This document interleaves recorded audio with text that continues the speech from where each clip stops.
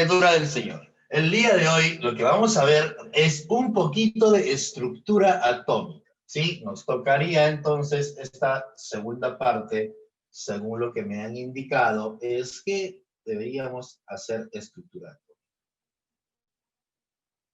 Es un tema que tú manejas, ¿ah? Tú manejas, así que por favor me ayudas. Muy despierto, ¿ok? Muy despierto. Bien activo te quiero, por favor, en esta partecita. Me vas a ayudar mucho a construir la clase. Me vas a ayudar mucho a armar esta clasecita, ¿ya? Estoy seguro que todo lo que vamos a hacer ya lo sabes. Tú eres una criatura que ha recibido una buena preparación en su colegio. También aquí ya te hemos enseñado algunas cositas. Entonces, no va a haber ninguna dificultad. ¿Ok? Bien, estructura atómica, criatura de Dios, es la parte de la química que nos va a ayudar a entender un poquito a los átomos. Habíamos hablado la semana pasada de la materia, sí, habíamos hablado un poquito la semana pasada sobre materia, sobre composición de la materia, sobre clasificación, propiedades. Ahora vamos a hablar un poquito más a fondo. ¿De qué está hecha la materia? De átomos. Y los átomos, en realidad, son una estructura bastante compleja, bastante interesante. Así que hay que estudiarla parte por parte. Hay que estudiarla poquito a poquito. Ahora, ¿qué tienes que recordar? Primero un poquito de historia, ¿te parece? El átomo, la estructura atómica era una parte de la ciencia que interesaba mucho a los científicos. Primero a los filósofos, ¿ok? Los filósofos griegos. Los filósofos griegos constantemente estaban como que cuestionándose, preguntándose el porqué de las cosas. ¿Cómo pasa esto? ¿Qué sucede con esto? Y una de sus grandes preguntas, una de las grandes preguntas a nivel de toda la historia del conocimiento es ¿de qué está hecha la materia? ¿De qué estoy hecho yo? ¿Sí? ¿De qué estoy hecho yo? Yo no soy solo puro amor, también soy átomos, agua, proteínas, grasita, bastante grasita. ¿Okay? ¿De qué estoy hecho yo? Es una pregunta que ellos se hacían constantemente. Y en ese entonces aparecen dos filósofos, Leucipo y Demócrito. ¿Okay? Demócrito y su discípulo Leucipo. Demócrito con Leucipo planteaban que la materia estaba formada por átomos. Sí, seguramente que tú has comprado en algún momento o has visto en algún momento libros, ¿sí? Los libros que te vienen en partes, en tomos. El tomo 1, el tomo 2, el tomo 3, y te compras tus libritos, ¿no? Por tomos, por fascículos. Ahora ya le llaman fascículos, ¿no? No sé si has comprado algún libro o eres de repente fan de los cómics, ¿sí? O de las revistas coleccionables. Vienen por partes, por tomos, ¿verdad? Las enciclopedias antes, eran todo un juego completo que venían por tomos. Bueno, tomo es una palabra griega que significa división, ¿ok? Y a es un prefijo griego que significa sin. Entonces, átomo, en realidad en griego, es sin división. Tomo es división y a es sin. Átomo es sin división. ¿Qué significa esto? Que en ese entonces Leucipo y Demócrito decía, tengo esta sustancia, la voy a partir en partículas más chiquititas, voy a tener partículas más chiquititas, las sigo partiendo hasta que debería llegar a la porción más pequeña y que ya no se divide, el átomo. A esa partícula él le llama átomo. La palabra átomo se emplea, recién empieza a emplearse en la antigua Grecia, con los filósofos Leucipo y Demócrito, el año, me olvidé el año. Ya, ok, 500 años antes de Cristo, es decir, en el siglo V antes de Cristo. ¿Ok? Aproximadamente 500 años antes de Cristo, Leucipo y Demócrito hablan entonces de la existencia de alguna partícula de la cual está hecha toda la materia, el átomo. Pero eso no era comprobable, porque solamente son razonamientos, son deducciones lógicas. Recuerda que los filósofos son personas que normalmente siempre están pensando, pero no hay una demostración científica experimental, ¿sí? En ese entonces solamente eran reflexiones, razonamientos, nada más. Pero su teoría no tenía mucho, mucha aceptación, porque en ese entonces habían científicos más, eh, más influyentes, ¿ok? Habían como por ejemplo Aristóteles, ¿sí? Aristóteles tenía otro planteamiento. Aristóteles, tú has escuchado hablar más de Aristóteles aquí en este tiempo, has escuchado hablar mucho más de Aristóteles que de Leucipo y Demócrito, ¿sí? Has escuchado hablar mucho más de Aristóteles que de Leucipo y Demócrito. Igual en su época, ¿sí? En su época era como que Aristóteles era el influencer de su tiempo, ¿no? No hacía TikTok ni nada de eso, pero sí era una persona que tenía mucha influencia en el campo de la filosofía. Entonces, Aristóteles decía que la materia estaba compuesta por los elementos aristotélicos. El agua, el aire. ¿Has visto la película Avatar seguramente? Sí. O la película El Quinto Elemento, ¿sí? Agua, aire, fuego y tierra. Y que todos nosotros, toda la materia, todo lo que rodea, todo lo que está, lo que existe a tu alrededor, es una mezcla de esas cuatro cosas. Agua, aire, tierra y fuego, ¿sí? Entonces, para él, para Aristóteles, la materia estaba hecha de esas cuatro cosas.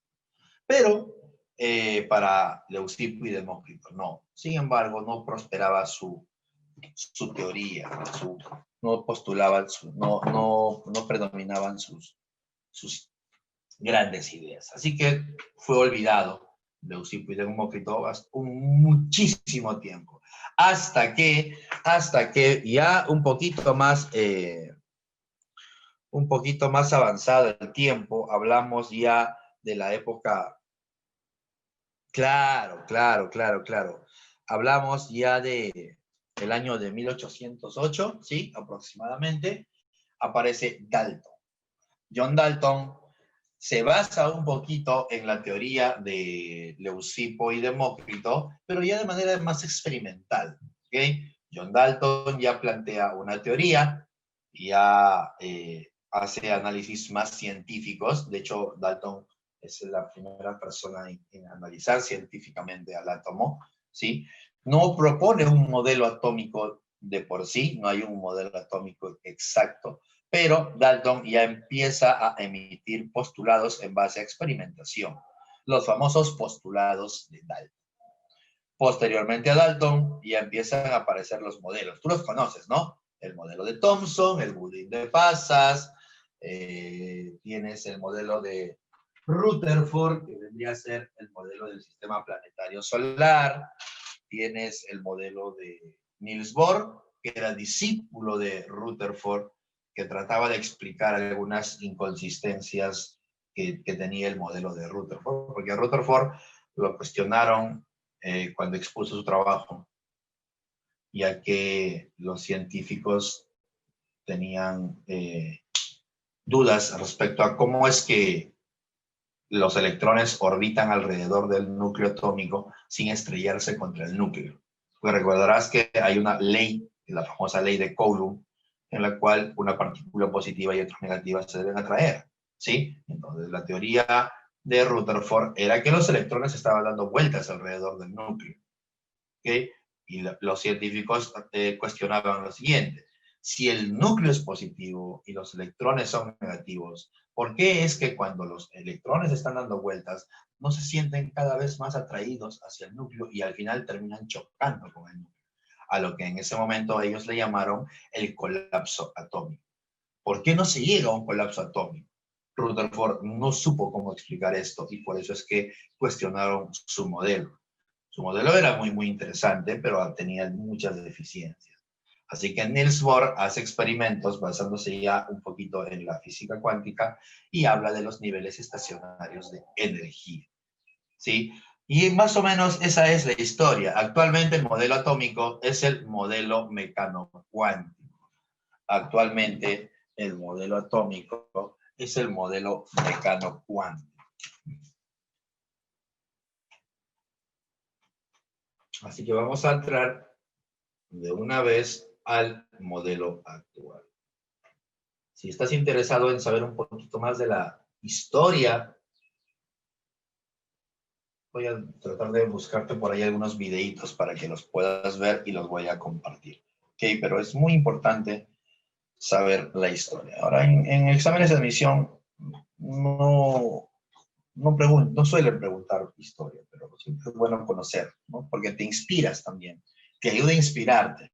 ¿Sí? Mira que la gente, los científicos de ese entonces, de tiempos atrás, esa gente, esos científicos, han tenido muchas deficiencias, ¿sí? Porque la tecnología no era tan avanzada, y a pesar de eso han llevado a cabo tantos experimentos, tantos descubrimientos, tantos logros, en estas épocas donde ya la tecnología es pues, superior y donde todos tenemos acceso a la información vía Internet, por ejemplo.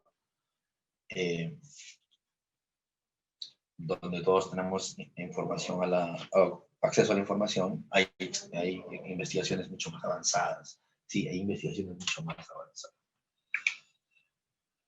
Entonces, el modelo actual es el modelo mecano-cuántico. Sí, que tiene que ver con justamente lo que acaba de colocar nuestro amigo Víctor. Sí, tiene que ver con la ecuación de onda propuesta por Erwin Schrödinger. Sí, tiene que ver con, claro, con la ecuación de onda para poder ubicar los electrones. Eso lo vamos a ver en la siguiente clase. ¿Ok? Entonces, para empezar, la definición del átomo. ¿Cómo es un átomo? Bueno, tú has visto hasta el cansancio cómo es un átomo. Protones, neutrones y electrones a su alrededor. Y electrones a su alrededor. ¿Ya? Ok, vamos a ir ahí como que adelantándonos un poquito.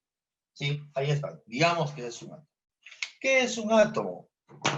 Un átomo, entonces, para empezar, dice la teoría que es la mínima porción de la materia. ¿Sí? Para empezar, la teoría dice que el átomo es la porción más pequeñita, chiquitita de la materia, la más pequeña. ¿Ok? Entonces, el átomo es la mínima porción de la materia. Ahora, ten cuidado aquí, porque no significa esto que no pueda seguir descomponiendo al átomo. Claro que puedo seguir descomponiendo al átomo. De todas maneras, yo lo puedo descomponer. Pero hay un detalle. ¿Cuál es ese detalle? Aquí quiero tu participación. ¿Cuál es el detalle si yo descompongo al átomo? ¿Qué sucede si a ti se te ocurre hacer una descomposición del átomo?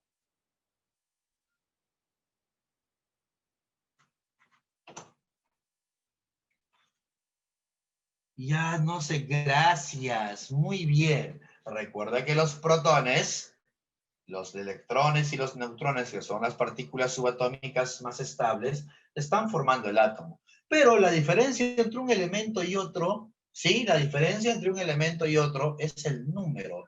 ¿Cuál es la diferencia entre el oxígeno y el carbono? ¿Cuál es la diferencia? La diferencia está en que ambos tienen números atómicos completamente diferentes. Él tiene 6 protones, 6 electrones. Él tiene 8. La diferencia está en el número, no en el tipo de partículas. Ten cuidado. Es otro error muy frecuente. El oxígeno es un gas, el carbono es un sólido. Pero a pesar de que están en estados de agregación distintos, no significa que sus partículas sean diferentes. Todos son iguales, ¿ok? Suena a frase de tóxica, ¿no? Todos los protones, todos los neutrones son idénticos. ¿Qué los diferencia entonces? Para poder obtener elementos distintos, lo que diferencia es el número, la cantidad de partículas. ¿Okay? Ahora, otra cosita más. Si yo varío la cantidad de partículas y aquí, por ejemplo, hago que los protones, en vez de ser 8, sean 7, ¿sí? Ya no sería oxígeno, ahora sería nitrógeno. ¿Ok? Entonces, cuando tú sigues fragmentando un núcleo, pierde su identidad, pierde sus propiedades, ya no es lo mismo, ahora se convirtió en otra cosa. Por eso, la teoría dice que el átomo es la mínima porción de la materia que contiene las propiedades de ese elemento. Si tú alteras a este átomo de oxígeno y, por ejemplo, le quitas un protón, ¿sí? Fragmentas el núcleo, ese núcleo se divide y ya no es oxígeno, se convierte en otra cosa. Puedo seguir dividiendo hasta obtener solamente las porciones más pequeñas, los quarks. Los quarks, criatura de Dios, son las partículas más pequeñitas de la materia. Hasta ahí se ha llegado, pero llegar al quark significa romper el átomo y el átomo ya perdería sus propiedades. Entonces, el átomo es la mínima porción de la materia, pero haciendo la aclaración que es la mínima porción de la materia que conserva sus propiedades. No significa, repito, que el átomo no se pueda seguir rompiendo. Lo puedo seguir dividiendo, lo puedo partir, claro que puedo, pero si ya partes el átomo, divides el átomo, y ya las propiedades cambian, ya no es el mismo elemento. Mínima porción de la materia que conserva sus propiedades. Algo más, criatura de Dios, es una partícula en equilibrio, porque en el átomo recordarás que la cantidad de protones y la cantidad de electrones es la misma. Hay protones y electrones que están en igual cantidad, por lo tanto es un sistema en equilibrio. Además, tienes electrones que tienen carga y están en movimiento. Tienes protones también. Y estas partículas con carga tienen asociada a ellas energía. Recuerda que los electrones, por ejemplo, están ocupando niveles energéticos. Entonces, no solamente es un sistema en equilibrio, sino es un sistema energético. Es un sistema energético y en equilibrio. Además, los átomos no están quietos, sus partículas se están moviendo constantemente, los electrones se mueven constantemente. Y en la materia siempre están ocurriendo transformaciones. Hemos visto la semana pasada 3 tipos de transformaciones, físicas, químicas y nucleares. Los átomos, que son los que forman la materia, constantemente están en movimiento, o sea, son partículas, son sistemas dinámicos. Son sistemas dinámicos. Ahora sí, necesito tu ayuda. ¿Qué partes tiene un átomo? ¿Qué partes recuerdas de un átomo?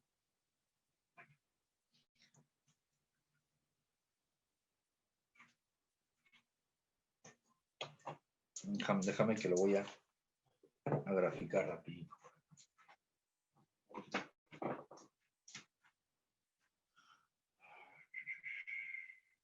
Tienes por acá.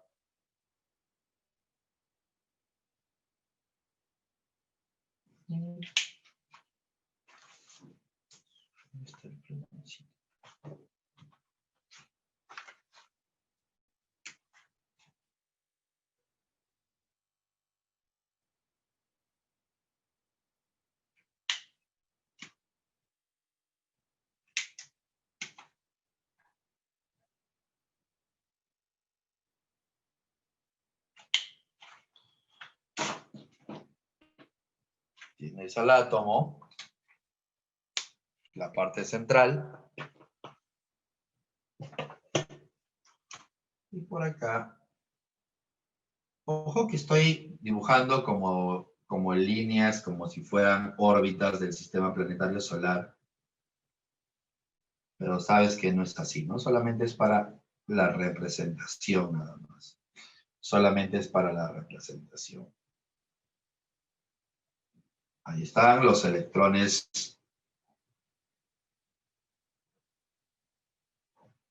moviéndose.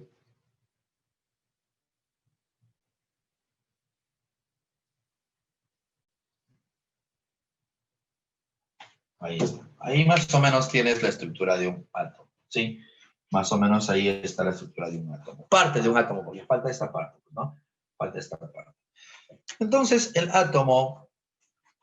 Muy bien, gracias. Gracias. Ahora sí, esto es lo que necesito de ti. Eso es lo que me gusta de ustedes, que siempre participan. Muy bien. Alison dice núcleo. Omar dice nube electrónica. Johan, Alison también nube. Johan nube. Rominita nube. Kiarita nube. Muy bien, Matías y Rocío también. El átomo entonces tiene dos partes. La primera parte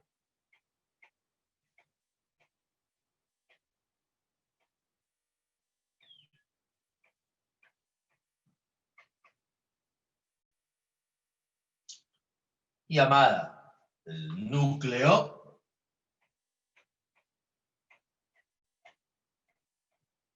y la segunda parte conocida como la zona extranuclear.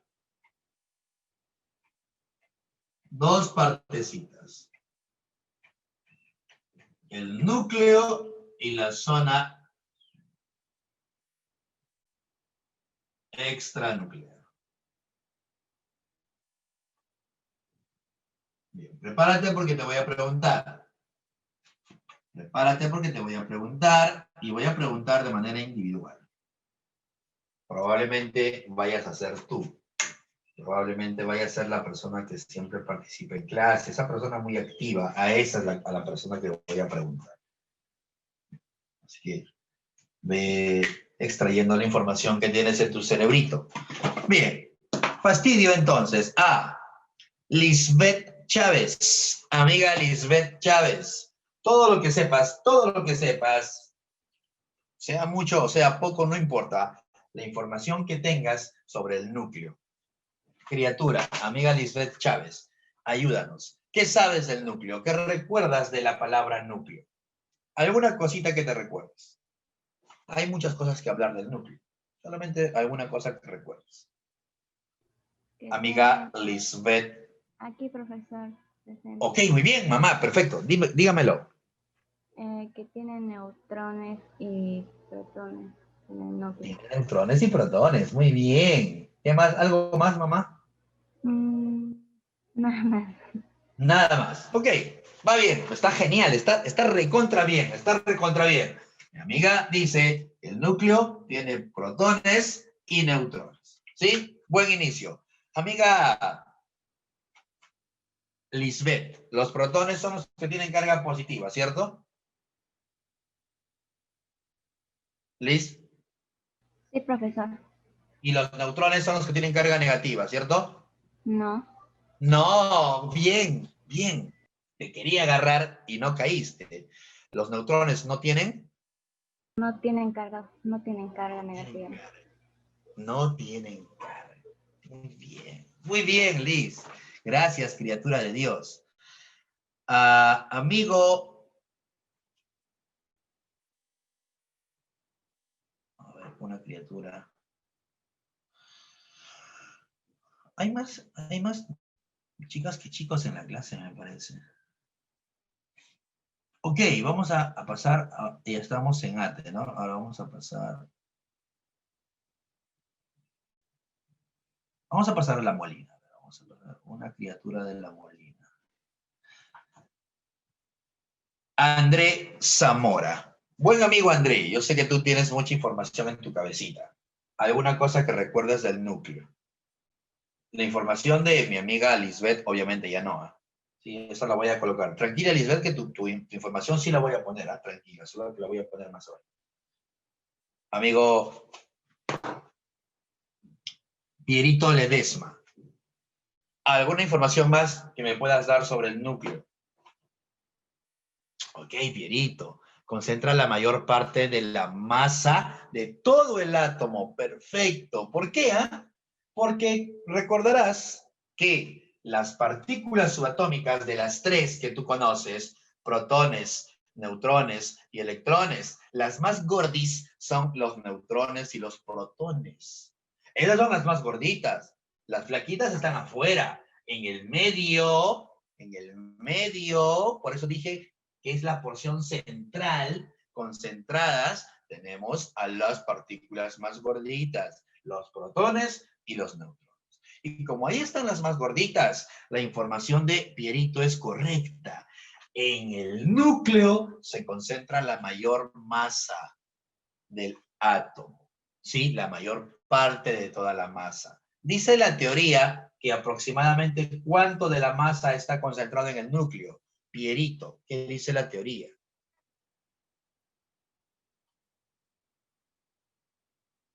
Pierito. Muy bien, Pierito. Aprox 99,9%. Prácticamente toda la masa del átomo está concentrada en él. Entonces, con esas dos informaciones, vamos a construir esta partecita. Mi amigo entonces dice, primero pongo yo un poquito. El núcleo viene a ser la parte central, es la región central, es la partecita central. Y te olvidaste de algo más, amigo Pierito y amiga Lisette. Es que este núcleo es una región muy compacta, es una región central, pequeña, es pequeñita, el núcleo no es tan grande, es comparado con la zona extranuclear es pequeña, obviamente, pequeña, compacta, maciza, definida. Sí, claro, es una región muy compacta, es una región muy compacta en el cual están, como dice mi amiga Liz, están albergando a las partículas más gorditas. Recuerda además que las partículas que están en el núcleo reciben un nombre. ¿Cómo se les llama si son partículas que están en el núcleo? ¿Cómo se les llama? Ayúdame. En general, la pregunta es libre. ¿Cómo se le llama a las partículas que están en el núcleo? Bien, Alison, bien, Omar, bien, Vilma, bien, Johan, bien, Víctor. Nucleones fundamentales. Buena, Rominita, perfecto. Son los nucleones. Perfecto. Como estás en el núcleo, eres un nucleón. Alberga entonces a los nucleones fundamentales. Así se les llama, porque están en el núcleo. ¿Y quiénes serán esos nucleones? Mi amiga Liz lo acaba de decir. Estamos hablando de protones y neutrones. Estamos hablando de protones y neutrones. Protones tienen carga positiva. Neutrones, como dijo Liz, no tienen carga. Además, estas dos son las más gorditas. ¿Qué significa entonces? Que en el núcleo está concentrada, como bien dijo Pierito, casi toda la masa del átomo. Concentra aproximadamente el 99,9% de la masa del átomo, de la masa de todo el átomo. Todo el átomo tiene una masa. Sí, sí, sí, es cierto, claro que sí. Pero en el núcleo está concentrada casi toda. ¿Por qué? Porque en el núcleo están las partículas con más masa, las más gorditas, protones y neutrones. Muy bien, perfecto. Pasamos a los olivos. Amigo o amiga, que le toca a una niña, Abby. Amiga Abby, Abby Malki. ¿Alguna información que tengas sobre la zona extranuclear?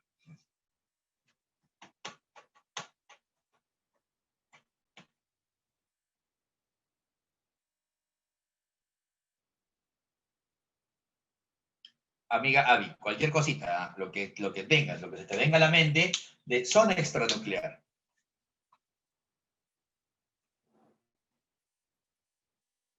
Sí, tranquila, tranquila mamá, tranquila. Tranquila. Está buscando ella su información en su cuaderno porque ella es una criatura que tiene un cuaderno. Sí, estoy seguro que tiene sus apuntes. Está verificando sus apuntes. Muy bien.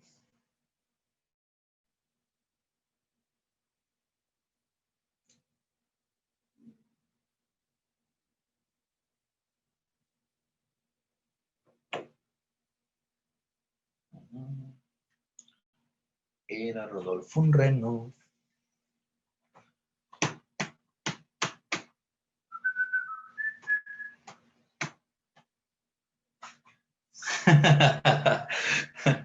Ok, gracias por completar la canción. Tenía la nariz.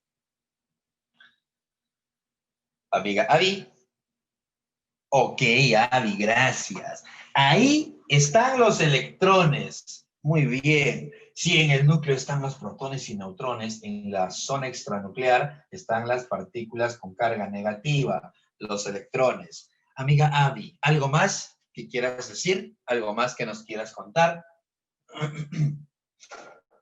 ¿Algo más que quieras comentar?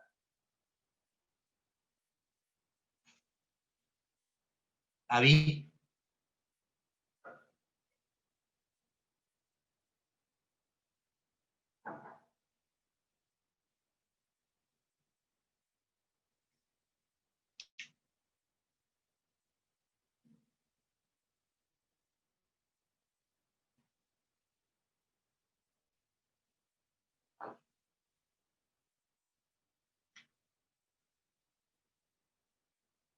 Abby. Que ya, está bien. Ya, está bien. Con eso creo que tenemos. Amigo, ya. Ok. Gracias. Espérate. Se encuentran, dice, a distancias grandes del núcleo y giran alrededor de él. Perfecto. Los electrones están girando en niveles de energía indicados. Lo vamos a estudiar en la parte de estructura electrónica. Y están a cierta distancia del núcleo.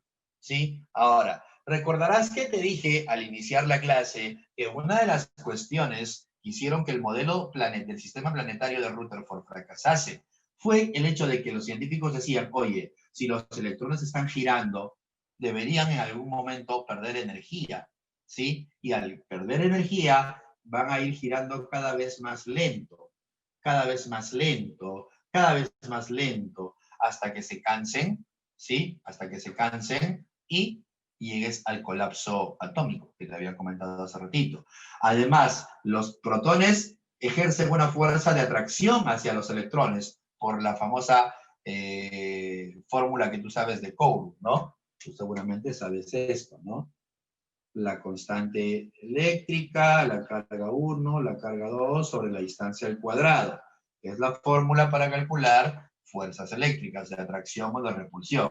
Aquí hay una atracción. Entonces, los científicos que refutaban el modelo de Rutherford decían de que este núcleo debería ejercer una atracción sobre los electrones y a medida que ellos iban moviéndose, se deberían ir acercando más hacia el núcleo hasta llegar a un colapso atómico, hasta que los electrones choquen contra el núcleo, en otras palabras. ¿Sí? Eso debería pasar, porque él está perdiendo energía de tanto moverse, porque hay fuerzas no conservativas en este caso, que sobre todo es el hecho de estar moviéndose, ¿sí? Que va a hacer que se pierda la energía, y también hay una atracción.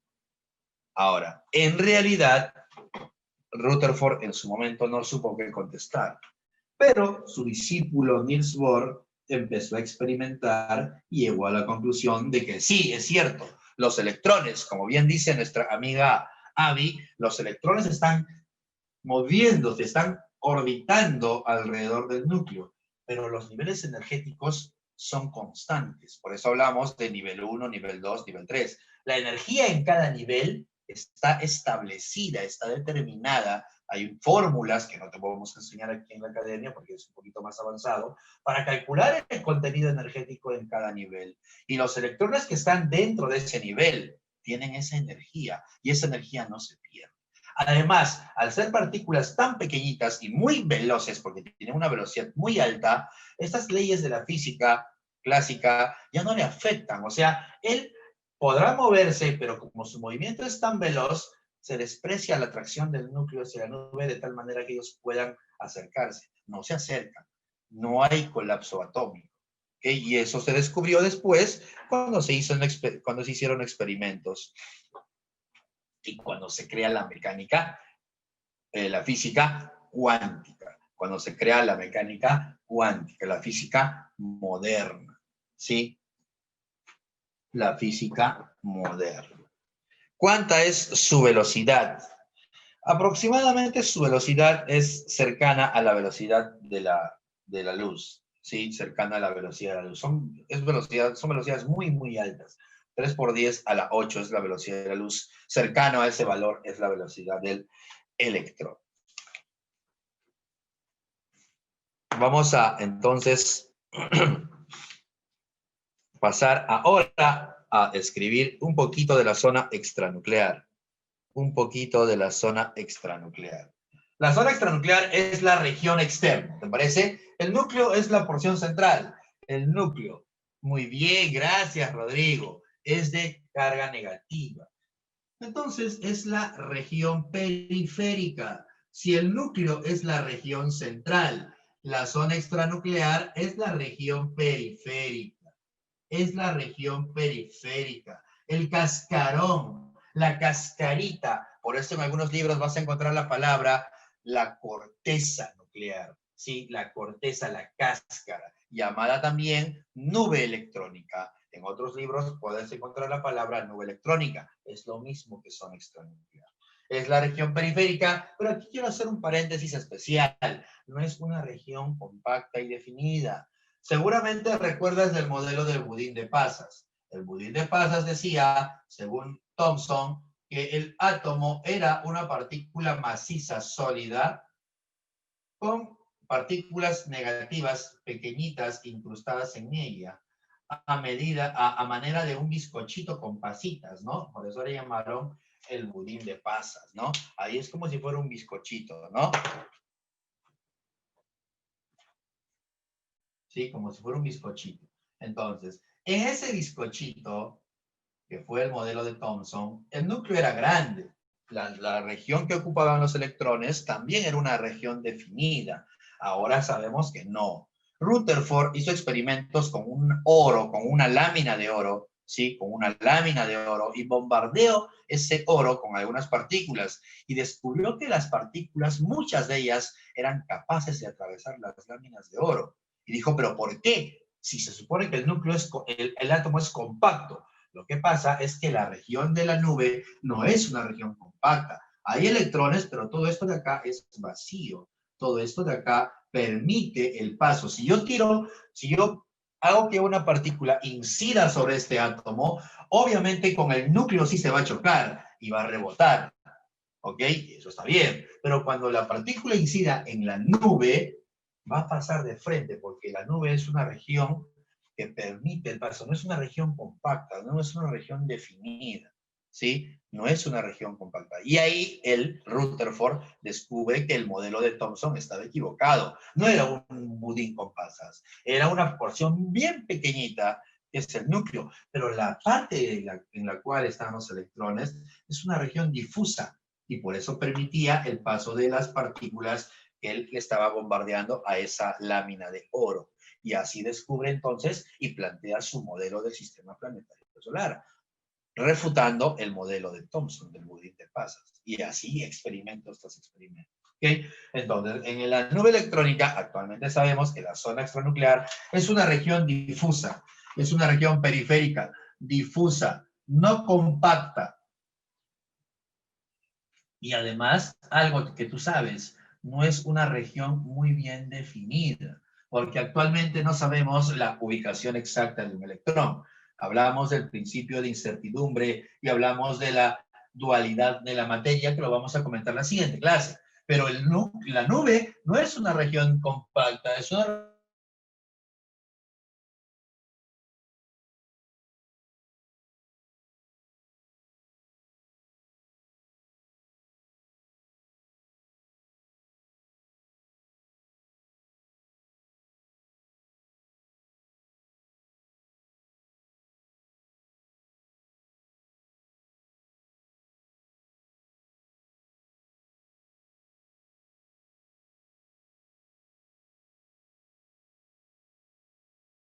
región difusa, no muy bien definida con nuestra amiga Abby, electrones, que son las partículas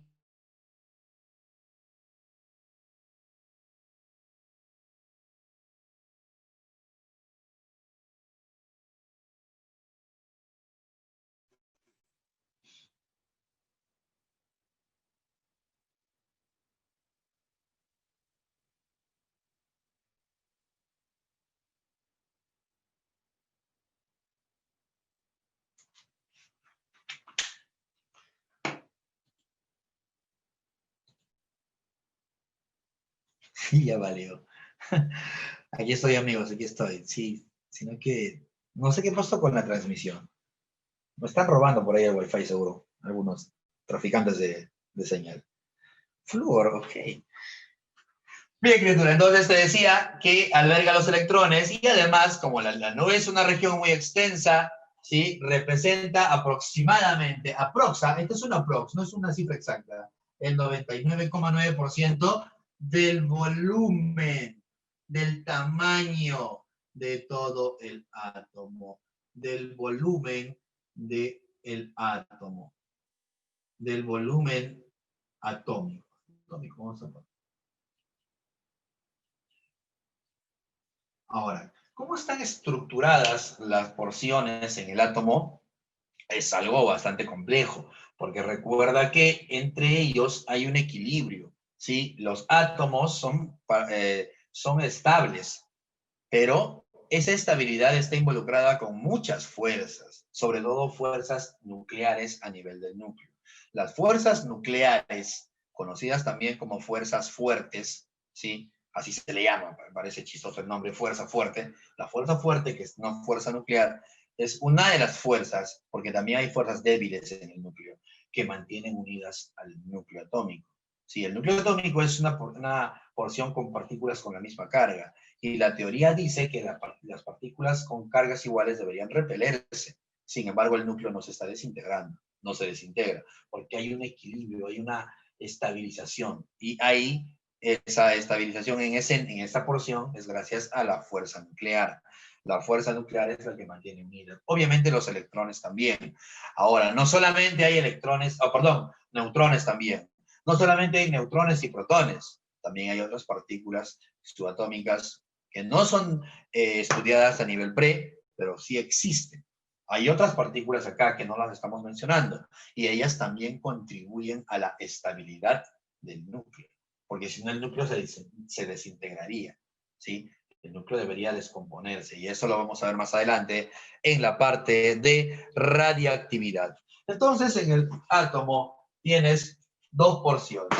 Tienes la porción central, compacta, definida, que representa el 99% de toda la masa, donde está concentrada la partícula positiva, que es el protón, y la partícula sin carga, que es el neutrón.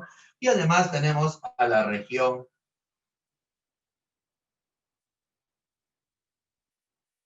externa, a la zona extranuclear, a la cascarita, que se llama la nube electrónica.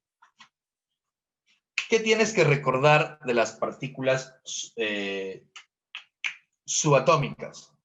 Tienes que recordar lo siguiente.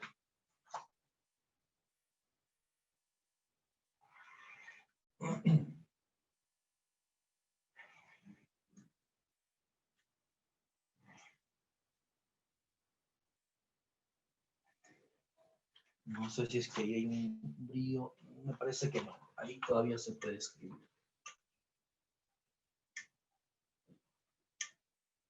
Criatura, entonces las partículas subatómicas fundamentales, ojo, mira lo que te estoy diciendo, ¿eh? Partículas subatómicas fundamentales. A nivel de partículas subatómicas fundamentales tienes que considerar a las tres. Cada vez que veas esa palabrita de partículas subatómicas fundamentales, estoy hablando de los tres. Estoy hablando del protón,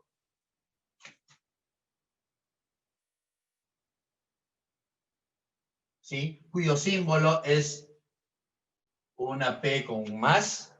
Estamos hablando del electrón,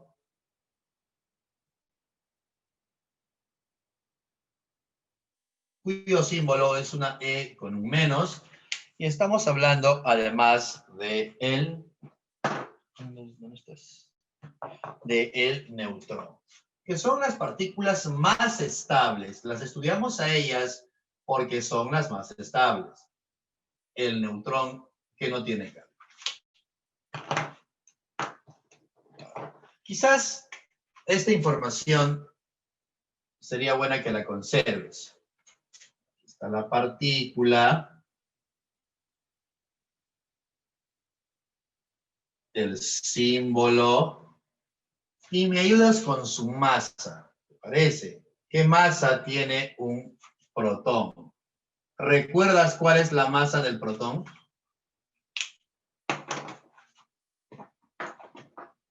Ok, gracias Rubén. Muy bien, Rubén, ayudando a su amigo. Perfecto, mi hermano. El núcleo tiene carga positiva. 1,62 por 10 a la menos 24. Oh, mira, gran información de la de Víctor, gran información de la de Víctor. ¿Ok? Mucha información la de Víctor. Mira, la teoría dice lo siguiente. La masa del protón es 1,672 por 10 a la menos 24 gramos. ¿Sí? Que en UMAS, como dice el buen Víctor, es 1,007. 1,007 aproximadamente. Mira, 1,007 UMAS. Esa es la masa del protón en UMAS. Y en gramos es 1,672. Ahora, ¿por qué estamos mencionando de esto? Porque cuando hablemos de número de masa y masa, ¿por qué cuando calculamos la masa atómica promedio con la fórmula del promedio ponderado que tú ya manejas, y ya manejas esa fórmula, por qué en esa fórmula usamos el número de masa para calcular masas si son conceptos completamente diferentes? Es que la masa de cada protón es casi uno. Casi uno. Por eso es que numéricamente el número de masa y la masa se parecen tanto, pero no son lo mismo. Cuando saco el promedio ponderado en isótopos, sí, no sé si lo recuerdas, tienes isótopos, abundancia, porcentaje de abundancia, y usas los números de masa para la fórmula, ¿sí? El número de masa por la abundancia, número de masa por la abundancia, y sacas un promedio ponderado. Pero lo que estoy haciendo es un error muy grave, porque yo estoy calculando la masa. Y esto no es masa, esto es número de masa. Y entre masa y número de masa hay una gran diferencia, no es lo mismo.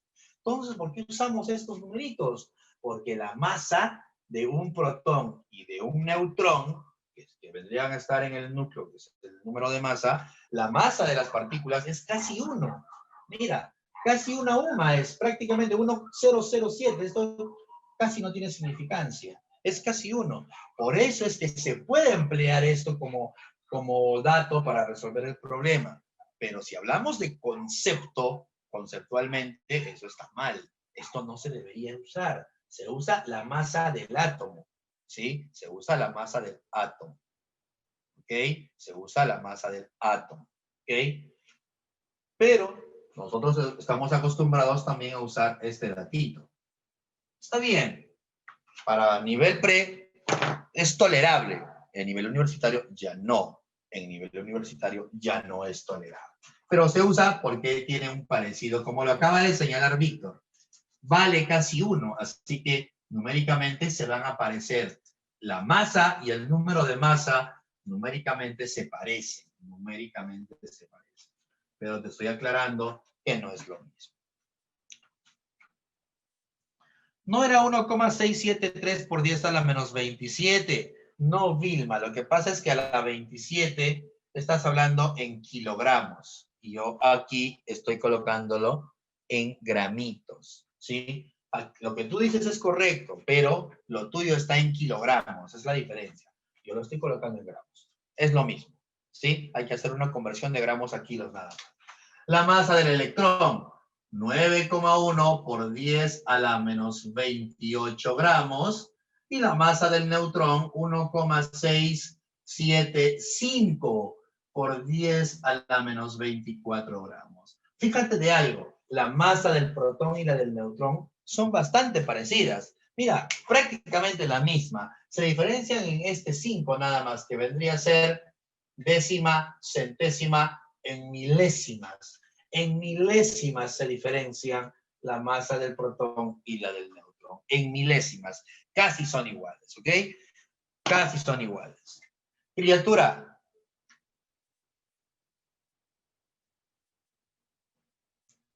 Eh, 1,67 por 10 a la 27 es más absoluta. Sí, claro, es más absoluta. es más absoluta. Recuerda que la masa en kilogramos o en gramos también, que es un múltiplo, es más absoluta. La UMA es masa relativa. Acá yo estoy colocando su masa absoluta. Muy bien, amiga Bri. Hablemos de la carga rapidito. ¿Cuál es la carga que presenta cada una de ellas? ¿Cuál es la carga que presenta un protón?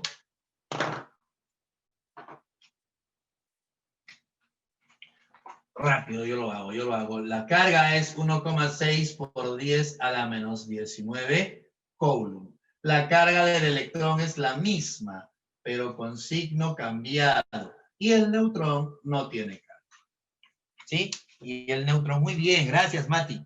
Gracias, Mati. Ese coulomb, por si acaso, la unidad de la carga. ¿Sí? Ahora, otra cosita más. Su descubridor, eso es fácil, ¿no? ¿Cuál es el descubridor del protón? El descubridor del protón es Ernesto. Ernesto Rutherford. Ernst Rutherford. Ese es su nombre. Perdóname, no sé hablar en otros idiomas. Muy bien. Rutherford. Ok, ya bueno, Rutherford.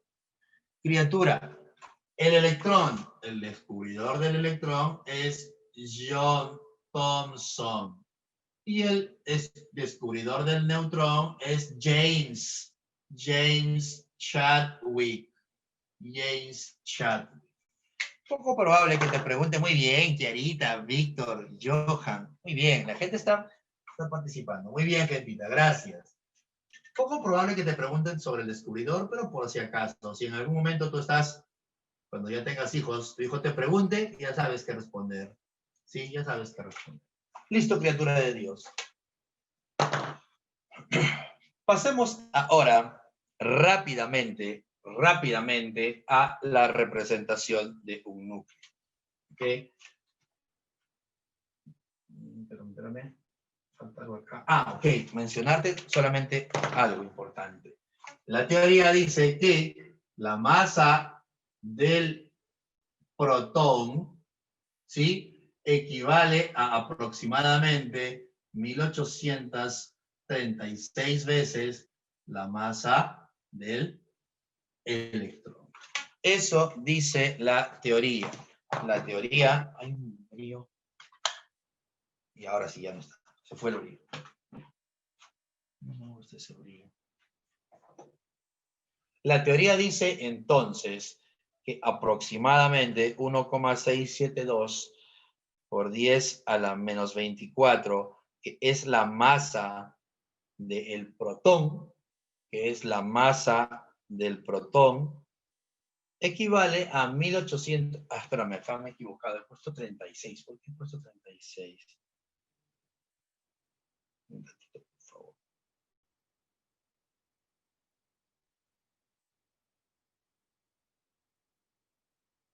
Sí, está bien. 1836, 37, aprox.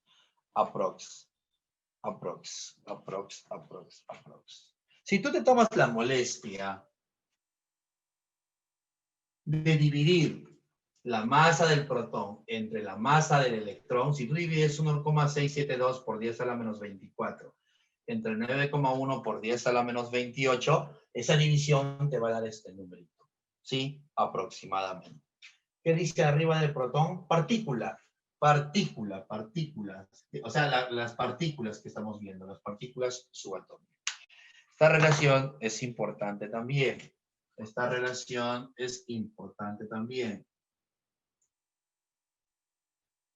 Ahora, te decía, criatura, hace unos minutos, que la diferencia entre un elemento y otro elemento son la cantidad de partículas, mis hermanos. Oye, todos los protones tienen las mismas características, la misma masa, la misma carga. No importa de qué elemento sea. Un protón de oro, un protón de plata, tiene las mismas características que un protón de hidrógeno o que un protón de oxígeno, ¿sí? Muchas criaturas creen que como un protón de oro es más pesado que un protón de oxígeno, porque el oro es sólido, es un metal, y el oxígeno es un gas. Entonces mi sentido común me dice que el protón del oxígeno, que es un gas, debería pesar menos, porque es un gas. pero no es cierto. Recuerda que los protones, electrones y neutrones tienen las mismas características todos. Todos son idénticos. Todos son iguales, amiga tóxica. Todos son iguales. Todititos son iguales. Cortados por la misma tijera. He escuchado eso tantas veces. ¿Ok? Criaturas de Dios. Todos son iguales. Protones, idénticos. Electrones, idénticos. Neutrones, igualitos. ¿Dónde está la diferencia? En el número, en la cantidad. La única diferencia. ¿Ok? Bien. ¿Cuánto daño? No sufras, por favor, no sufras, no sufras. ¿Por qué sufres? Tranquilo, tranquilo. Y ya vas a encontrar en tu vida a alguien que te lo perdone. Bien, criatura de Dios. Ahora vamos a hablar de el núcleo. ¿Ok? El núcleo no es otra cosa que un átomo. ¿Sí? El núcleo es un átomo. Ya, está bien, es un átomo, pero ¿por qué entonces en vez de llamarle núcleo no le llamas átomo de frente? ¿Por qué te complicas la vida? Ah, lo que pasa es que el núcleo se le llama así a un átomo del cual se conocen algunas características en sus partículas. O sea, el número de protones, el número de electrones y el número de neutrones. Así que vamos a representar muchas veces a los átomos de esta manera. Muchas veces vamos a representar a los átomos de esta manera. ¿Sí? Voy a colocarlo por aquí porque acá hay un brillo fastidioso. Colocamos al elemento, ¿sí? Ahí está, el elementito, y le voy a colocar sus numeritos. Z y A. Algunos libros suelen colocar al número de masa, a la A, en este extremo. También he visto casos en los cuales se coloca en ese extremo. Pero ya no se usa mucho porque en este extremo se suele colocar la carga. No te vayas a marear. La carga debe tener un signo. Si esto es carga, debe tener signo. Si no, no es carga. ¿Okay? Pero a la A la vamos a colocar mejor en este extremo. Algunos otros libros suelen colocar aquí el número de neutrones. En algunos casos se suele colocar ahí el número de neutrones. Esta es la representación de un elemento cualquiera del cual se conocen algunos numeritos, el Z y el A, del cual se conocen algunos numeritos, el Z y el A. Pero fíjate de algo más, no tiene carga, ¿sí? Ojo que cuando yo digo no tiene carga, no estoy diciendo lo correcto, porque sí tiene carga, pero su carga total, ahí sí es correcto. La palabra total te aclara el hecho de que has evaluado la carga del núcleo y la carga de la nube. Hay carga en el núcleo, todos los átomos tienen carga en el núcleo. Hay carga en la nube, todos los átomos tienen carga en la nube. Pero la carga total, eso sí, es cero. Su carga es neta. Carga total entonces, neta, porque es un átomo neutro. Carga neta igual a cero, porque estamos hablando del átomo neutro. Pero no es que un átomo neutro no tenga carga, la tiene. En el núcleo su carga es positiva y en la nube su carga es negativa. Sí tiene carga, pero la carga total, la carga neta, es así. Criatura, ¿qué tienes que recordar aquí? Estos numeritos son importantes para ti. Son importantes para ti estos numeritos. Tenemos por acá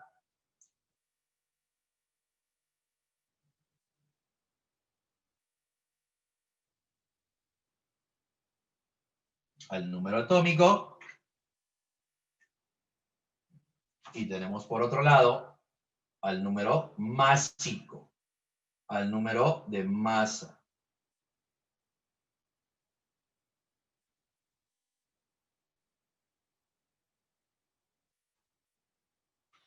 El número atómico, criatura de Dios, se caracteriza porque se representa con la letra Z. Y el número másico se caracteriza porque se representa con la letra A, una A mayúscula. ¿Sí? Número atómico, número de masa. Pero ¿qué cosa es? Oye, el número Z, el número atómico, es el número de protones, el número de partículas positivas, ¿sí? El número de protones. ¿Está bien? Ahora, en algunos libros se les llaman nucleones positivos. No te asustes si ves la palabra nucleones positivos. Están hablando de los protones. Y como estamos hablando de átomos neutros por ahora, porque todavía no hablo de cationes o aniones, también es igual al número de electrones. ¿Sí? En este caso. Pero, mejor lo voy a poner más abajito. Z es el número de protones. Z es el número de protones. A es el número de protones más neutrones. Los dos. O sea, los que están en el núcleo. O sea, los nucleones. Por eso es que a que es el número másico, también le llaman nucleones. Porque estás hablando de protones y neutrones. ¿Cómo más lo conocemos a Z? Estoy seguro que sí lo sabes. ¿Cuál es el otro nombre para Z? ¿Cuál es el otro nombre para Z? Ayúdame, acá sí quiero que me ayudes. ¿Cómo más lo conozco a Z? Gracias, Víctor. Eso es lo que quería escuchar o leer. Es lo que quería leer. Es carga nuclear. Se le conoce como carga nuclear. Sí, se le conoce como carga nuclear. Además, por una simple resta, si yo quisiese calcular el número de neutrones, simplemente tienes que restar A menos Z. ¿Sí? A menos Z. Si quiero calcular el número de neutrones, es la resta de A menos Z. Es la resta de A menos Z. Ahí tienes entonces el número de neutrones. Esto es importante.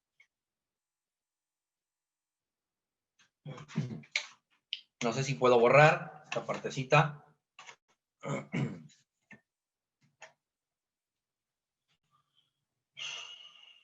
¿Sí?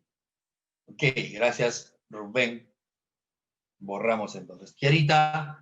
¿Vino? Sí, vino Kierita. Kierita, ¿dónde está? Kierita, ¿le tomaste foto? ¿Sí? Gracias, criatura de Dios. Siempre tan colaboradora nuestra buena amiga Kierita. Vamos a borrar entonces. Criatura, ahora, en un átomo neutro, he visto incluso dibujitos de pececitos en los libros. Claro, hay dibujos de pececitos. Yo no voy a dibujar un pez porque mis dibujos son muy horribles. Sí, no me salen mis dibujos. Es una de las razones por las cuales, a pesar de ser biólogo, no dicto biología, porque los dibujos no me salen tan bien. Y para ser biólogo hay que dibujar bastante bien. O bueno, para dictar biología. Sí, no me salen muy bien los dibujitos. Así que no voy a dibujar un pez, ni lo confirmo. Gracias por el voto de confianza. Muchas gracias, Jorge. Voy a hacer un seminario de biología, ya, vamos a ver cómo va. El otro año, pero el otro. Que va a ser así libre nomás. Puede ser, ¿ah? Se me ocurre. Se me acaba de ocurrir como que hacer algo así. Libre. Como para jugar. Como para desestresarme un poco y desempolvar mis conocimientos de biología.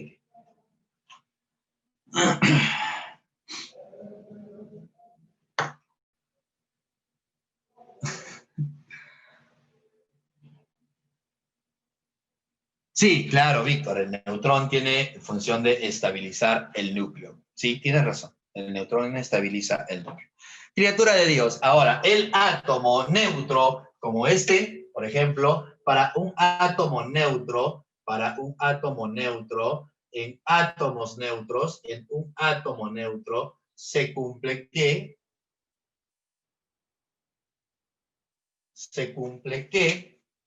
el número de protones debe ser igualito al número de electrones. Y eso es igual al número atómico. Y ahí tienes a tu pez. Ahí tienes a tu pez. Ahí tienes a tu pez. ¿Sí? Ahí tienes a tu pez. No voy a dibujar el pez, ya lo dije por obvias razones. Listo, criatura de Dios. Se cumple entonces eso de ahí. Ahora, existen algunos núcleos muy especiales, muy conocidos. ¿Tú sabes cuáles son? ¿Cuáles son entonces esos núcleos especiales que tienes que saber? ¿Qué núcleos especiales recuerdas? ¿Qué núcleos especiales conoces? Y ya está. El primer núcleo, que seguramente lo recuerdas, son los isótopos. Kiarita, gracias. Kiarita, tú misma, ¿con qué otro nombre conocemos a los isótopos? ¿Con qué otro nombre? Gracias, Romina. Muy bien. ¿Con qué otro nombre conocemos a nuestros amigos isótopos?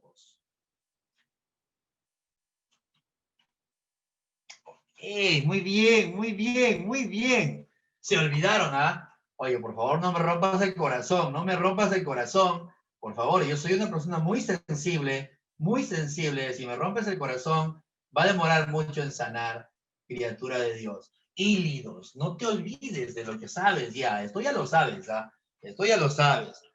Esto ya lo sabes. Por eso digo que hílidos. Muy bien, muy bien. Hílidos. Ahora, ¿a qué te suena isotopo? ¿A qué te suena isotopo? Sorpréndeme, tú sabes prefijos, sabes etimología. No, no. Topo es lugar, mis hermanos. Topo es lugar, ¿sí? Topo significa lugar. Iso significa igual, ¿sí? Gracias, Rodrigo. Misma ubicación en la tabla periódica. Por eso es que se llaman isótopos, porque hablas del mismo elemento. Tienen la misma ubicación, tienen el mismo lugar en la tabla periódica. En otras palabras, es el mismo elemento. Esa es la etimología de isótopos. ¿Ok? Misma ubicación, como dice nuestro buen amigo Rodrigo. Perfecto, amigo Rodrigo. Oye, los isótopos o hílidos se caracterizan porque tienen que ser el mismo elemento. Vamos a recordarnos de alguien. Por aquí ponemos una M. Ahí está. Una M. Criatura de Dios. Es el mismo elemento, por lo tanto, uy, perdóname. Uy, la garganta. Entonces, el número atómico tiene que ser el mismo. ¿Ok? ¿Qué los diferencia? ¿Qué es de diferente en un isótopo? En isótopos. ¿Sí? ¿Qué de diferente hay en los isótopos?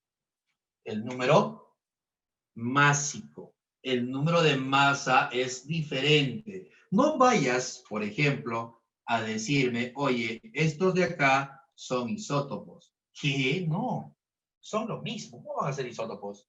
Los isótopos se diferencian. Si bien es cierto, la Z, el número atómico, el número de protones es el mismo, el número de masa no tiene que ser el mismo. Sí, tiene que ser, porque si no sería la misma cosa, ¿no? Sería la misma cosa. Ok, entonces, como dice Romina, Rodrigo, Kiarita y Miguelito, muy bien, Miguelito, el número de masa es diferente y los neutrones también. ¿Está bien? Entonces, colocamos esa información por acá.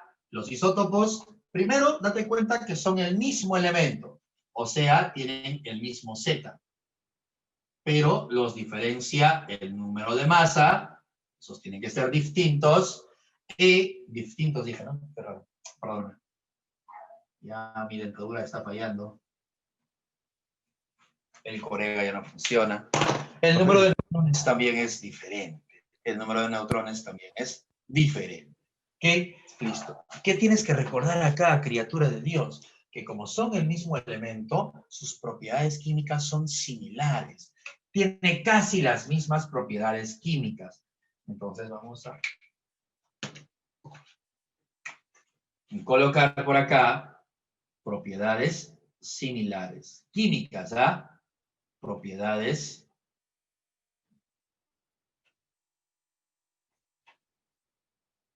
químicas similares. Un isótopo y otro tienen propiedades químicas muy, pero muy parecidas. En cambio, las propiedades físicas sí son, las propiedades físicas sí son diferentes. Las propiedades físicas sí son diferentes.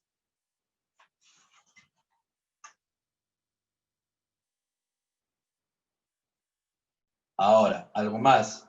Tú sabes que hay varios isótopos. Dice la teoría que aproximadamente 21 elementos son los elementos que tienen isótopos. 21 elementos tienen isótopos. No hay más isótopos. Entonces, ¿por qué hay tantos? Lo que pasa es que los isótopos también pueden ser creados en un laboratorio. Estamos hablando de los famosos radioisótopos. Vamos a hablar un poquito de radioisótopos más adelante. Se pueden crear isótopos de manera artificial y normalmente son radioactivos y se usan, por ejemplo, para tratamientos de cáncer, por ejemplo. ¿Sí? Entonces, ahí hablamos de isótopos artificiales. Pero naturales son 21 elementos los que tienen isótopos. Tú conoces a los isótopos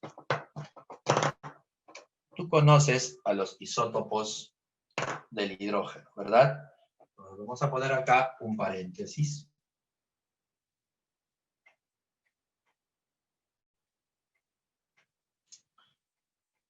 Y siempre se suele mencionar a los isótopos del hidrógeno. Están en el libro de la PRE también, así que no vamos a hacer la excepción, ¿no? Vamos a señalar a los isótopos del hidrógeno. El padre de los isótopos, el descubridor de los isótopos, es el famoso científico Soddy. ¿Sí? Soddy es el padre de los isótopos. Como que datito adicional que no creo que suele venir, pero por si acaso.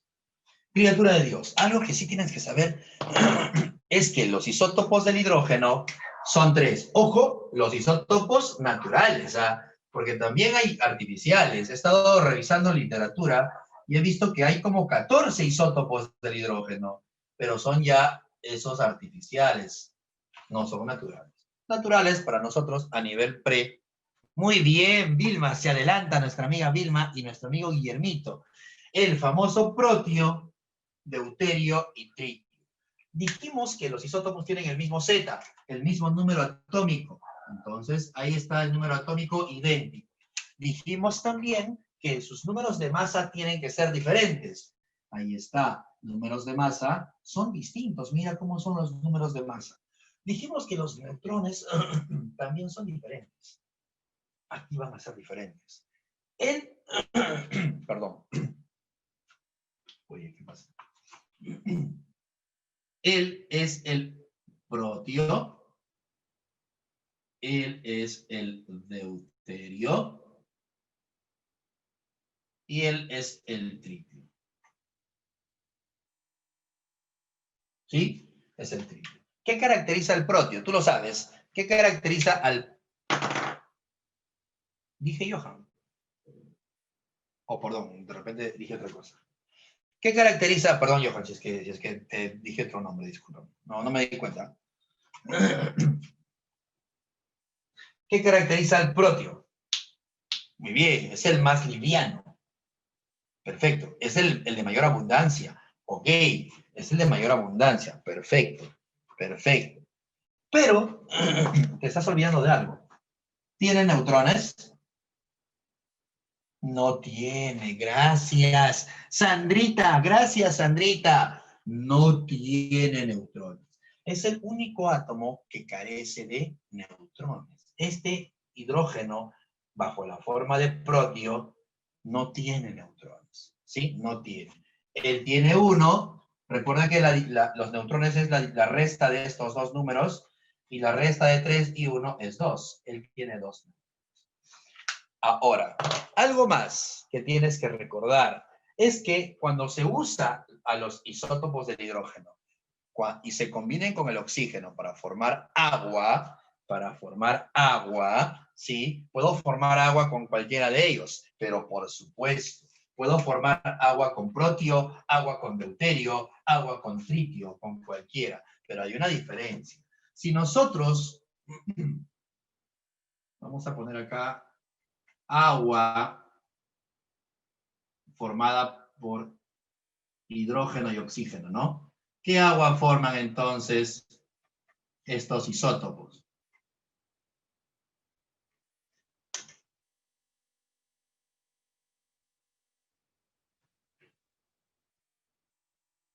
Cuando uses el protio para formar agua, el agua es el agua que normalmente tenemos, ¿sí? El agua normal. Cuando se use deuterio, Como el deuterio tiene más masa, a él se le llama agua pesada. O agua, no, potable no, ten cuidado, potable no, potable no. El agua potable es una mezcla, no te olvides. Esto es un compuesto puro, ¿sí? Solo que la diferencia en estas tres agüitas es que en la primera agüita estoy usando protio, que es el isótopo más abundante y más estable, el que existe en la naturaleza en mucha cantidad. En este segundo agua estoy usando al deuterio y en este tercer agua estoy usando al tritio. Entonces, para diferenciarlos, en algunos libritos vas a encontrarlos de esta manera. No es que sea un nuevo elemento, ojo, o que sea un compuesto diferente. Es el mismo, es agua también. Solo que para poder diferenciarlo del agua de protio, le ponen una D, el agua de deuterio. ¿Sí? El agua deuterada, le llaman en algunos casos. O también agua pesada. Ten cuidado, porque agua pesada se suele confundir con agua dura. Muy confuso es agua dura y agua pesada. Me pasaba a mí en la academia y apuesto a que a ti también. Confundimos agua pesada con agua dura y no es lo mismo. El agua dura es una mezcla homogénea. El agua pesada es agua pura, solo que estás usando deuterio, nada más. Y en el caso del tritio, no vas a encontrar como hidrógeno, lo vas a encontrar así, porque lo diferencian, ¿sí? Esta es la representación del agua con tritio. Ahí tenemos a las tres aguas. Le voy a poner su nombrecito de todas maneras. Este es el agua normal, el agua... Profe, Dime, criatura.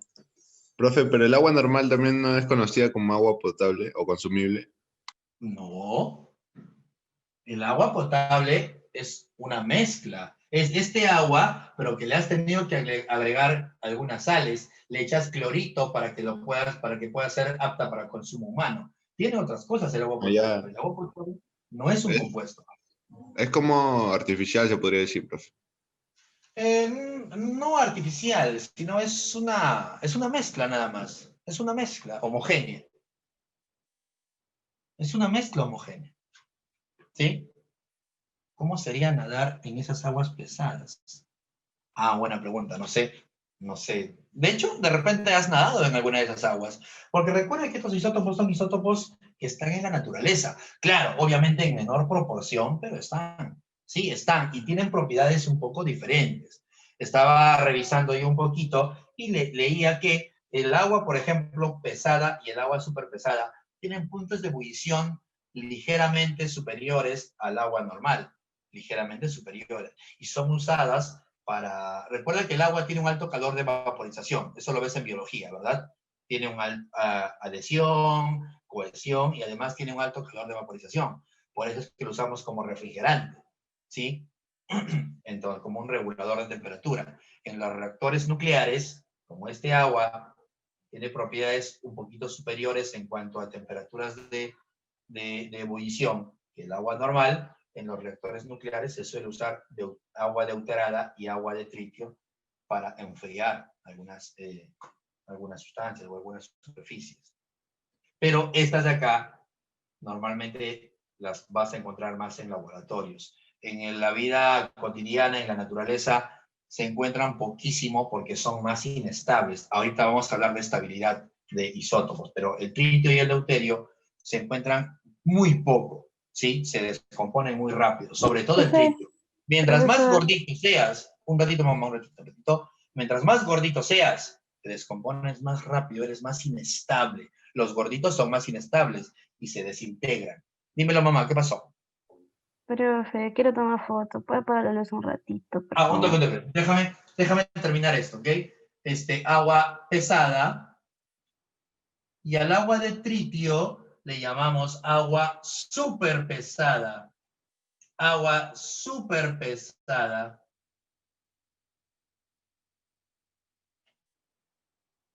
Ahí está. Ahora sí, apago la luz para que... ¿Y cuál era la Dime. diferencia con agua dura, disculpe? Es que el agua dura es una mezcla de agua, es parecida al agua potable, el agua dura, pero tiene sales de calcio y magnesio. El agua dura es agüita, pero que le has echado también otras cositas, calcio y magnesio como sales disueltas ahí. Esa es agua dura, una concentración alta Ya. de sal. Profe, entonces eso no se puede encontrar de forma natural, ¿no? Sí, claro, sí se puede, pero bajo mínimas proporciones. Esta sí. Ok, profe. Voy a poner ahorita allá la parte de abundancia. Amiga Vilma, no sé si puedo borrar allá. Sí, profe, gracias. Ya vamos. ¿Quiénes salen en tu foto, Vilma? Niña, niña mía, se pone la foto de sus enamorados, de sus ex. ¿Son tus ex, amiga Vilma?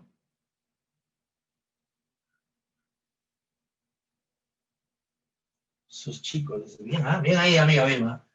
¿Quién lo diría? ¿Quién lo diría? Tiene cara de tranquila, mi amiga. Tiene cara de tranquila. Pero así es. Caras vemos. Corazones no sabemos. Listo, vamos a ver entonces.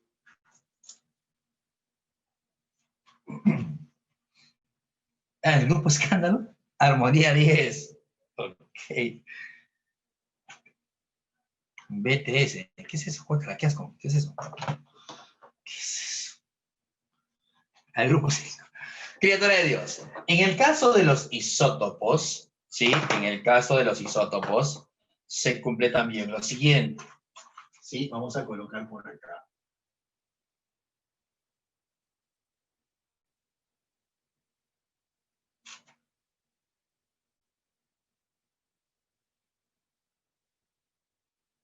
En isótopos se cumple lo siguiente. Mientras más gordito seas, eres más inestable, eres menos abundante. Tienes acá 3 isótopos voy a colocar, 3 isótopos voy a colocar. Tienes aquí, tienen el mismo Z, obvio, porque son el mismo elemento, pero sus números de masa son diferentes. Si yo digo que el número de masa del primero es menor al número de masa del segundo y es menor a su vez al número de masa del tercero, estoy diciendo que él es el más flaco, ¿okay? El que tiene menos masa. Dice la teoría, criatura de Dios, que mientras más delgadito seas, eres más estable, porque tu núcleo no se va a fragmentar fácilmente. Mientras más partículas tenga tu núcleo, va a ser más complicado mantenerlos estables, ya que entre ellas va a haber mucha repulsión. Recuerda que en el núcleo hay partículas con la misma carga, y cargas iguales se tienden a repeler. Entonces, en el núcleo, las partículas se van a tender a repeler, pero se llega a una estabilidad, pero la estabilidad es mayor mientras más pequeño sea tu núcleo. O sea, mientras menos partículas tenga. ¿Y qué cosa hay en el núcleo? Nucleones, pues. ¿Y qué cosas son los nucleones? Los números de masa. Mientras menos partículas haya, tu estabilidad es superior. En cambio, si tienes más partículas, te vas a desintegrar. Es muy probable que llegues a una desintegración. Entonces, la abundancia también es directamente proporcional con la estabilidad. En la naturaleza, ¿qué encontramos más? Te dije, protio, deuterio o tritio. Protio es más abundante porque es el más liviano, es el más flaquito y es el más estable. El más estable entonces es también el más abundante. El más estable es también el más abundante.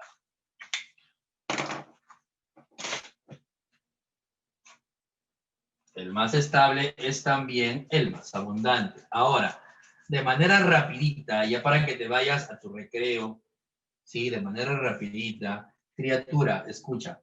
Existe una fórmula, ¿verdad? Existe una fórmula, ¿verdad? Existe una fórmula, ¿no? ¿Recuerdas, no? Recuerdas. La fórmula del promedio ponderado. Vamos a hablar entonces de este otro concepto. Lo voy a poner por aquí.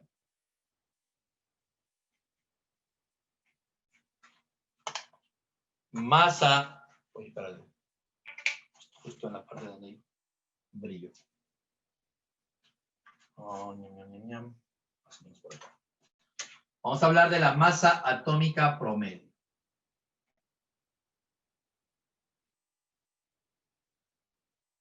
Si tú tienes una tablita periódica a la mano, te vas a percatar de algo importante. Y es que la masa atómica promedio es un único valor. Cada elemento tiene un único valor de masa. El hidrógeno tiene un único valor de masa. 1,007 es la masa del hidrógeno.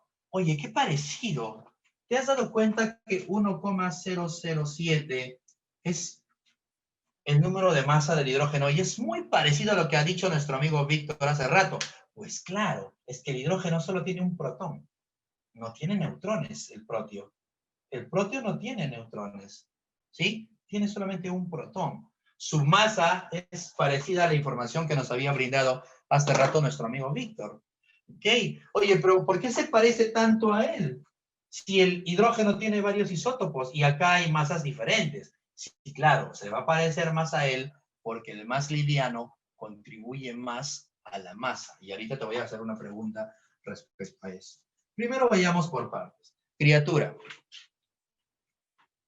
Criatura de Dios, escúchame. Si tengo isótopos, ahí están 3 isótopos, mismo número atómico, diferente número de masa, ¿sí? Y el más liviano es él. ¿Cómo sabes? Porque tienes que tener en cuenta la masa de cada isótopo. A la masa de cada isótopo se le llama masa isotópica. A la masa de cada isótopo se le llama masa isotópica. Entonces, yo tengo masas isotópicas de cada elemento. A él le voy a llamar masa M en U más, MU más, NU más y OU más. ¿Sí? Ahora, aparte de la masa isotópica, también tienes que tener la abundancia. Dijimos que el más liviano es el más abundante. Es importante entonces tener datos de abundancia. A él le voy a poner abundancia X, Y y Z, que puede estar en porcentajes o puede estar en proporciones. Ten cuidado, no siempre es en porcentajes. Ten mucho cuidado porque a veces te lo dan en proporciones por molestar y tú siempre crees que es entre 100. No, la fórmula es entre 100 solo cuando se trabajan con porcentaje de abundancia. Cuando es en proporcionalidad, no se trabaja así. Por ejemplo, te pueden decir lo siguiente. Hay 3 flaquitos por cada 7 gorditos y por cada 2 intermedios. Ya no estás trabajando en porcentaje de abundancia. Te están dando la información en proporciones. Así que en la fórmula tienes que dividir entre la suma de todas las proporciones.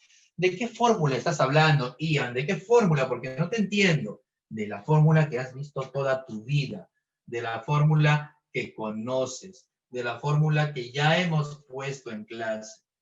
Lo que pasa es que calcular la masa de un átomo, en el caso de átomos, de elementos que tengan isótopos, necesita un proceso todavía. Tienes que sacar un promedio. Y no un promedio cualquiera. No es que sumas las masas y las divides entre 3. No, no es un promedio aritmético. Es un promedio ponderado, ¿sí? Que va a depender mucho de la abundancia. Entonces, la fórmula que seguramente recuerdas, porque estoy seguro que lo recuerdas, para calcular la masa atómica promedio, ese dato que está en tu tabla periódica, que es un único valor, lo han tenido que calcular promediando ponderadamente a la masa isotópica, a la masa de cada isótopo. ¿Cuál es la fórmula? La masa del primer isótopo por su respectiva abundancia, más la masa del segundo isótopo por su respectiva abundancia, más la masa del tercer isótopo por su respectiva abundancia, todo eso dividido entre la suma de las abundancias. En el caso de abundancia en porcentaje, la suma debe ser 100%, pero en algunos casos, cuando es en proporciones, no es 100. Por eso no pongo 100 en la fórmula, pongo solamente la suma de las abundancias. Otro detalle es que en la fórmula a nivel pre, a veces no nos dan las masas de los isótopos. Entonces, ahí, ¿qué tienes que hacer? tienes que usar este datito de número de masa. Pero te hice la aclaración en su momento y te la vuelvo a hacer ahora. La masa de la masa de un átomo no es lo mismo al número de masa. Número de masa es un concepto diferente a masa. No son cosas iguales. Número de masa es contar cuántas partículas tiene. Masa es pesar, es agarrar y poner en una balanza. ¿Sí? Es diferente, no es lo mismo. Ten cuidado, ten cuidado. Pero como numéricamente se parecen, a nivel pre se suele usar. Se suele usar. Así que tú vas a usar indistintamente cualquiera de los dos. Si en el problema me dan masas, úsame las masas. Si no te dan las masas, te van a dar los números de masa. Así que también los puedes usar en reemplazo de las masas. Pero estoy haciendo la aclaración, no es lo mismo. ¿Ok? Listo, criatura de Dios. Ya me pasé 8 minutos de tu recreo. Hasta ahí la vamos a dejar y el día miércoles continuamos.